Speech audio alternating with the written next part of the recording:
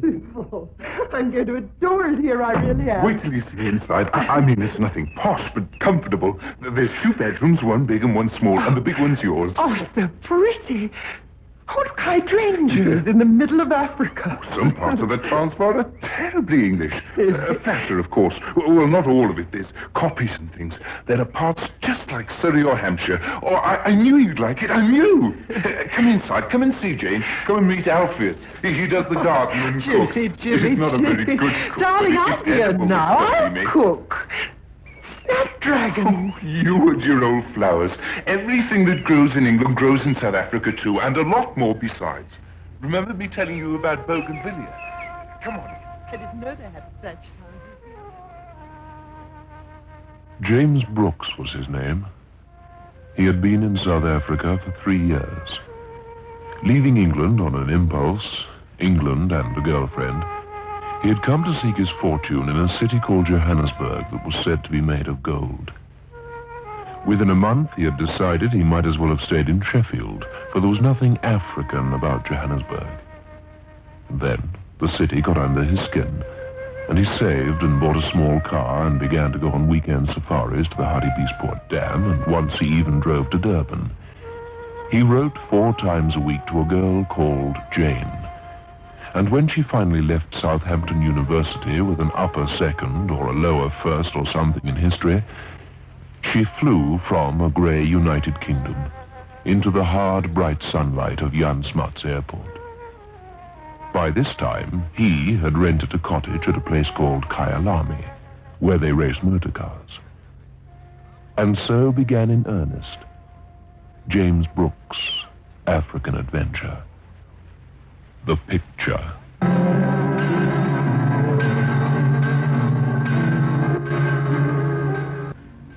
Beyond midnight.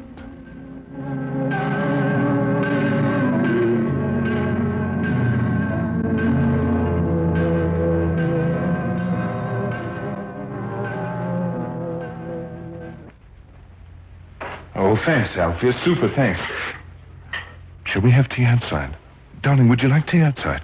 Wait a minute, Alpheus. Oh, darling, it's all right. Don't fuss. We're inside now. It's fine.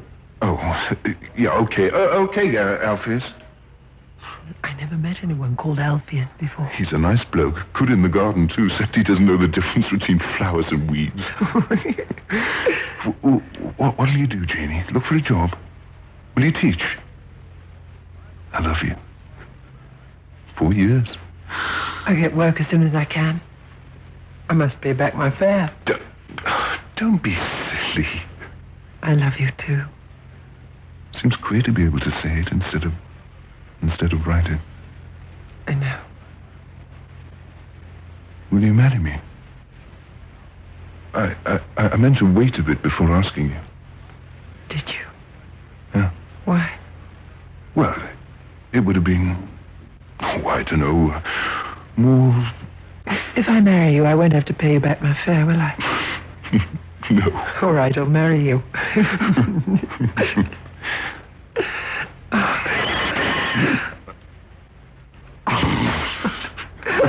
Sorry. That's 15 cents you owe me for the milk jug. My...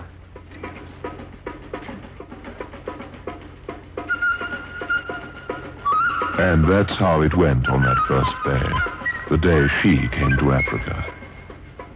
James Brooks found it quite impossible to sleep that first night. On 6 occasions at least, during the frog-croaking, cricket-singing night, he got up and padded to her door and listened to her sleeping. Sleeping a confused sleep of airliners and airports, blue oceans and green hills, a burnt-brown place called the Transvaal, that had existed for her only in a song. In her bright dreams, customs officials and smiling black people danced jigs with elephants and tigers, lions and giraffes, and 1,000 spear-carrying warriors sharpened their assegais and prepared to make Hollywood come true. Southampton had vanished. Her world had changed. In 6 weeks, they were married, and the second bedroom was turned into a study, and from there she wrote letters home, describing her exultation. Christmas came and went, and Jane Brooks grew brown in the sun and learned more Afrikaans in 4 months than her husband had managed in 3 years. The idyll lasted until April. Jane planted a cabbage patch and peas and began to make a compost heap. The idyll lasted until April.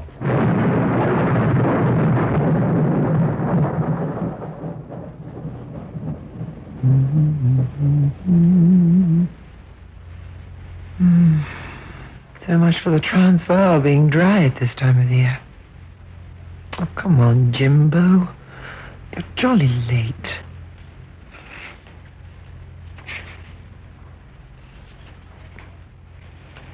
Better ring, I suppose. Those sharks have kept him late again.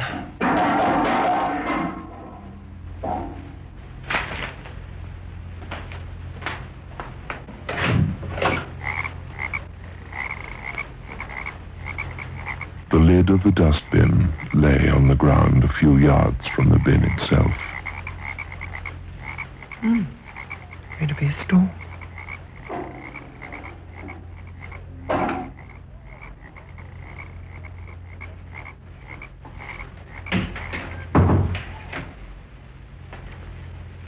Twenty to 8.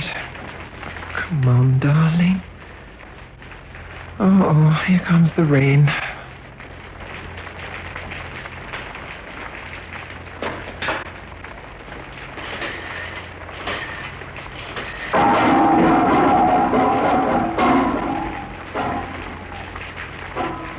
There's no wind.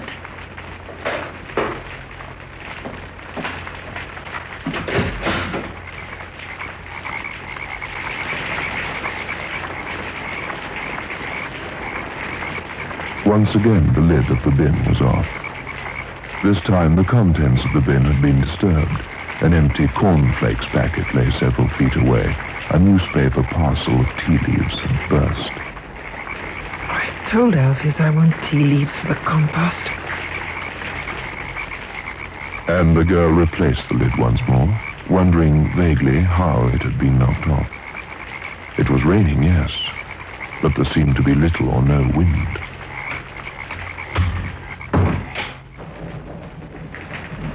Must be a dog or something. I'll watch from the bathroom. I must phone Jimmy.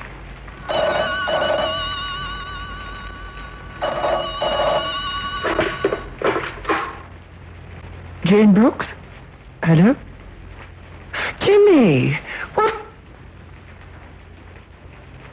Oh, you poor love. Where? Of course not.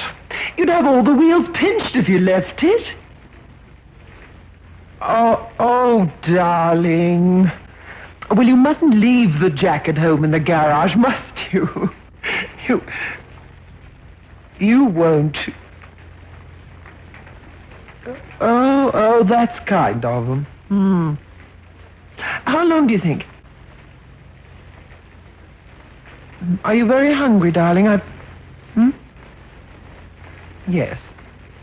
Yes. Oh, by the way, we've got a night visitor.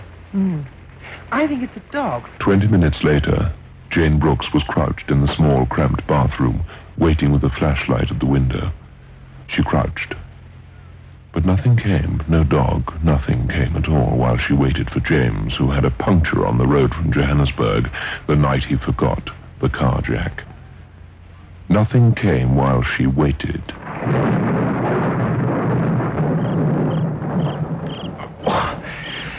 Oh, that's enough of that. Jimmy would think I was crazy. Oh, Jimmy. It's 9:20. You've had time to mend 20 flat tires. Dog! Shoot! Swim!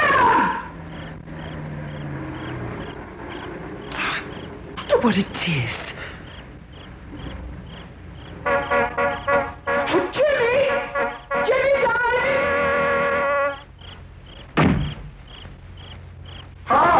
What are you doing?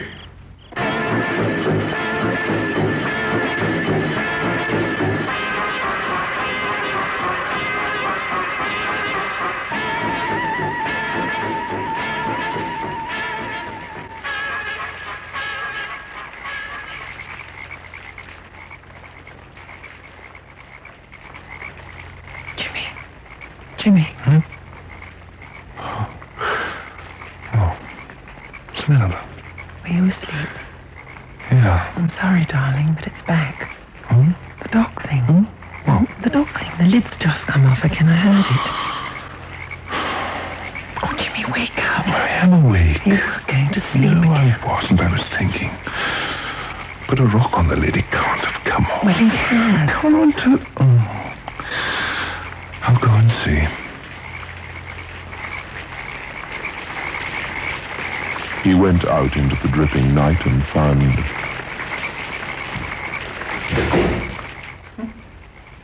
Was off? The rock? The devil could do that. How many times has it been now?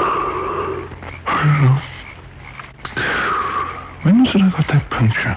2 weeks ago. No, 3. It was a Friday. Oh, yeah. Jimmy, do you think we ought to put something down? It's been about twice a week, isn't it?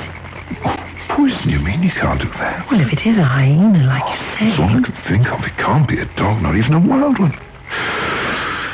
Here, move over, you great fat lump.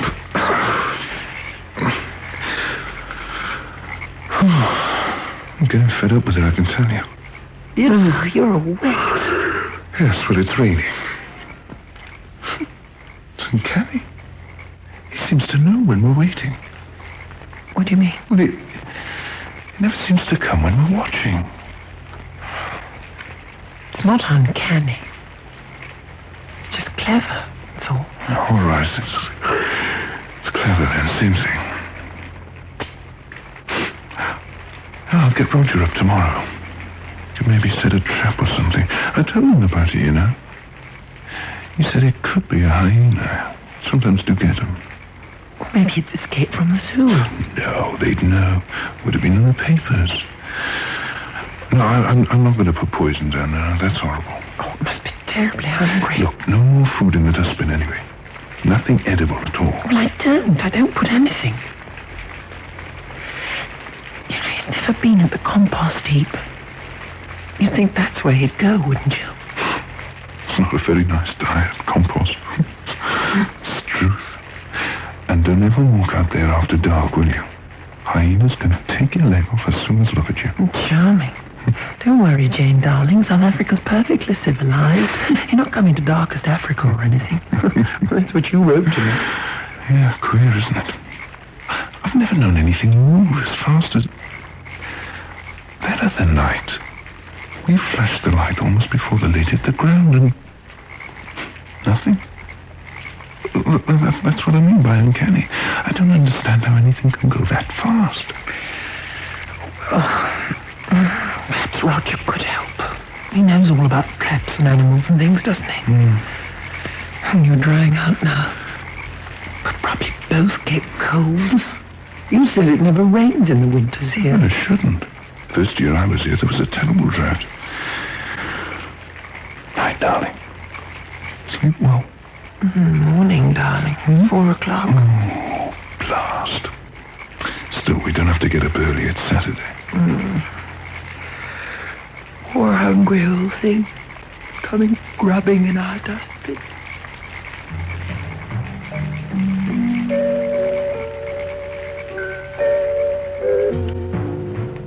Roger Cillier, who farmed at Mull's Drift, visited the cottage that next day.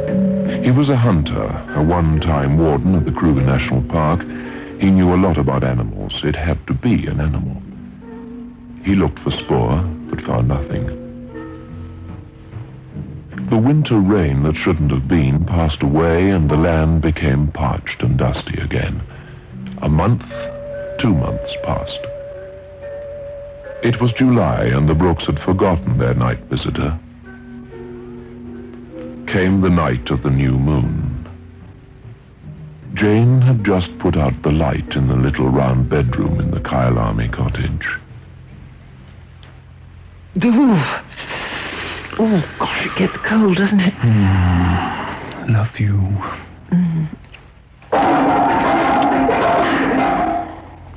Oh, no. It's back again. Who cares? This time, neither of them bothered to replace the lid. The illuminated hands of the clock showed 3:30 when Jane Brooks went into the kitchen to get a glass of water. Oh, the moon's so beautiful in South Africa. And it's stuffy. They must leave more windows open.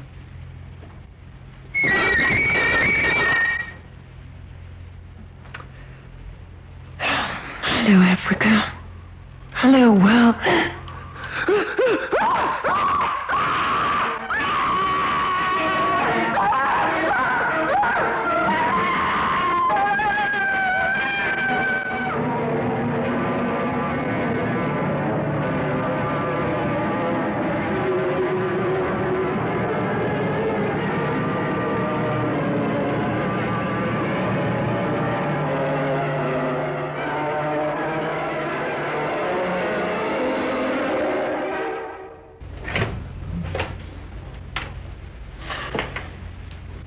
What's happened to her? At the moment, Mr. Brooks, I don't know any more than you do. She suffered some kind of shock. She doesn't even know me. She doesn't know anyone. She can't seem to... She walks about. She sees, but... Mr. Brooks, sit down, please, won't you? This night when it happened, you say something knocked the lid off your dustbin outside your house. You've had this happen a lot of times, but... Yes, but I mean nothing bitter or anything I like know that. that. Now, this has happened many times, and you said you've often watched for it, waited, but... We've never seen what did it, no. Look, the night it happened, the lid was knocked off. But it was hours later when she... Well, I think she went into the kitchen. Maybe she heard something, I don't know. I don't think so, because, you see, we decided not to bother about it anymore. And anyway, it had been there for ages. We put a rock on the bin at first, and then we didn't bother. We never put anything it could eat in there after the beginning. But what... look, I mean... Mrs. Brooks isn't frightened of animals. She... Got frightened of animals, no, good heavens. She's never been scared of animals. Why? Do you think she saw a hyena or something? Could it have been that? How could seeing a hyena frighten her? She wasn't. I mean, it wouldn't do that to her. How could a hyena frighten her to that extent? From what I know of, I don't think a hyena could do it, no. Oh, they're all very interested in her condition, as they call it. They're like ghouls. Oh, there's another one of them coming from Cape Town tomorrow, someone called Sachs. Professor Sachs. Roger, look, was it a hyena? I don't know. But you looked. I looked, man. Yes, I looked. But there wasn't a thing anywhere around. I heard her screaming, and I went in there like a shot. It was bright moonlight. Like day it was, and there was nothing at all. Just the lid on the ground, like before. I don't understand. Something to do that to her. You're staying in Johannesburg now, aren't you? Near the clinic. Yeah. You know what I think? I think she's going to die. Die? James, don't. She is. She's not hurt anymore. She's gone. Gone? There's nothing in her eyes. She's had some kind of a shock, James. You know what Rosen said. But she's all empty. It's as if she's not there anymore. She just doesn't know me. I feel very stupid about this, James. What can I say? I don't understand it. She saw something that frightened her. Well, being frighten's one thing, but it's as if she's gone mad. And the doctors, they don't know what it is. He said, Rosen, it was like when people are shell-shocked in water. How often did this thing happen? This business with the bin out of the cottage. You all talk about that. It's got nothing to do with that. Has it? I don't know. It might have. It happened the same night as the dog or hyena or whatever it was came. But a long time after. I think someone was prowling about, going to break in or something. And when she saw him, he frightened the life out of her. A human being wouldn't do that. It sounded horrible when you said that. What? Human being. If you aren't going to stay at your cottage, can I go out there for a few days? Yeah, of course. But... Good. I can take a while off. You've kept on to your boy, you say. Can he make good scrambled egg, eh? Roger Cillier went to Kyalami and stayed for a week. He slept during most of the days and waited with a rifle inside the small bathroom during the hours of night. On the 5th night, Roger Cillier baited a spring trap. In the morning, nothing. He left the meat in the trap throughout the next day, and it began to stink. The flies feasted on it and grew fat and fell helpless, crawling in the winter sun. Came the 7th night, and Cillier decided to return to Johannesburg the following day. He decided the Englishwoman was merely neurotic, like most English women. Like most women come to that.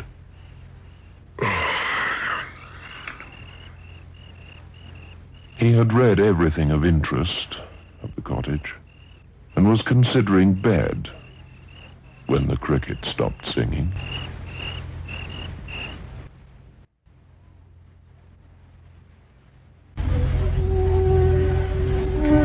When you have been a hunter and you have listened to a million crickets singing their endless arias throughout 1,000 nights, you wonder when they just cease for no apparent reason.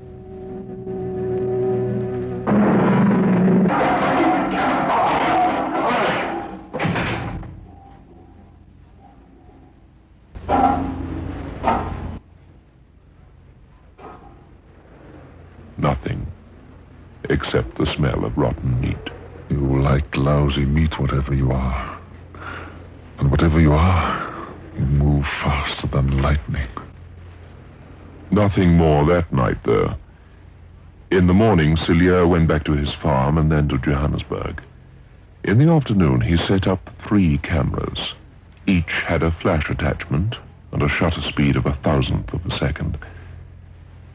He arranged them with a complex system of wires, one in the bougainvillea, one on the bathroom windowsill, and the third on the ground, its lens looking up at the dustbin. Before dark, he drove back into Johannesburg to see James Brooks, his wife. Nothing. I don't know what to do. They can't help at all. They just keep her at the clinic under observation. They can't seem to suggest any treatment other than usual shock stuff. Do you know how long it's been? And she still doesn't know who I am. You're going back again? You don't mind? No. So what good will it do? Whatever it is too fast, Roger. You can't catch it, and if you're watching, it doesn't come. And even if you saw it, well, that wouldn't help Jane, would it? And anyway, what if the same thing happened to you? A month passed. Cillier moved much of his belongings out to Kyalami and made himself comfortable. A bachelor, he had no one to answer to for his movements. His farm ran itself. He had a good staff. A month passed. Cillier read 8 novels, checked the cameras each morning, and grew a little bored. Jane Brooks remained the same. Her husband was told that if he could not think of some way to improve his work, he might lose his job. It was the beginning of September when Roger Cillier had the feeling that something was going to happen. He decided to watch that night. He had slept most of the others, leaving the camera's eyes to do their jobs. At 3:30, he went to get a gin. And that, of course, is when...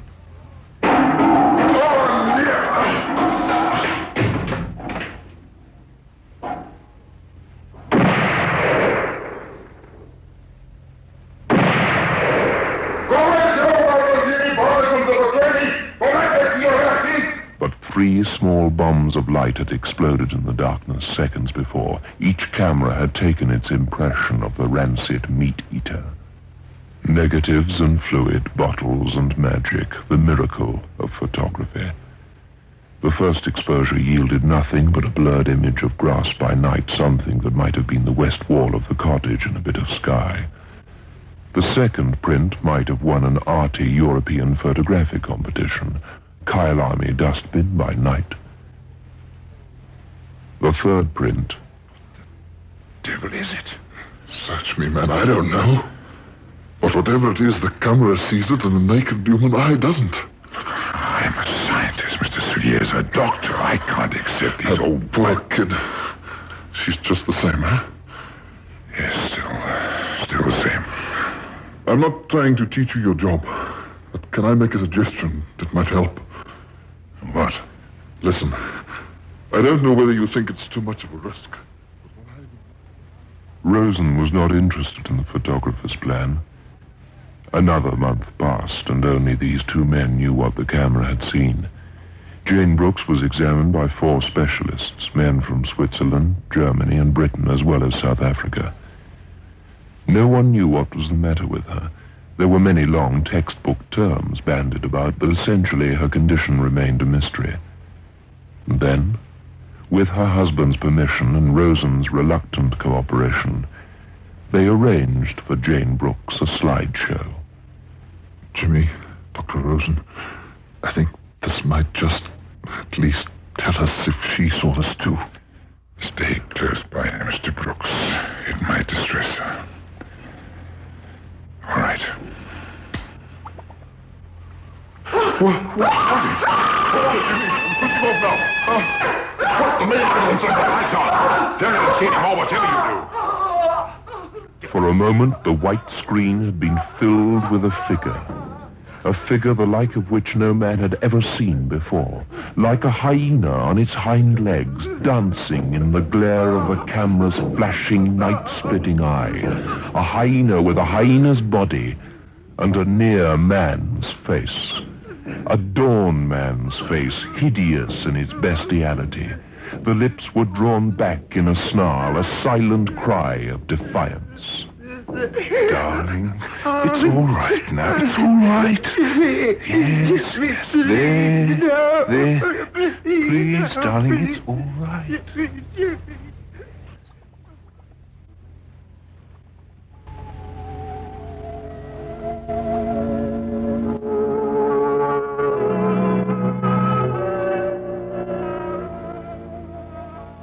Within the month, James Brooks and his bride flew back to Europe. She was herself again, nervous and depressed perhaps, but essentially herself. And after a while, Rosen assured James that even this would pass. Roger Sillier, who was always of a morbid disposition, rented the Kyalami cottage and lives there still. The picture was never shown again. There is no point in wasting words attempting to describe the indescribable. Subsequent research revealed that the cottage was built originally on the site of an Ndebele burial ground that dated back to before the white man came to Africa. The Brooks live in Torquay, England now. They have no wish to return to the Transvaal, which is a pity. It's very beautiful. Most of the time. Even beyond midnight.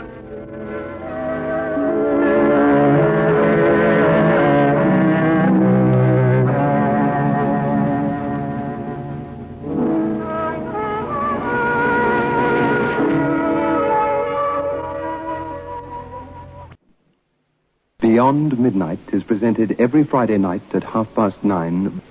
The program is adapted for broadcasting and produced by Michael McCabe.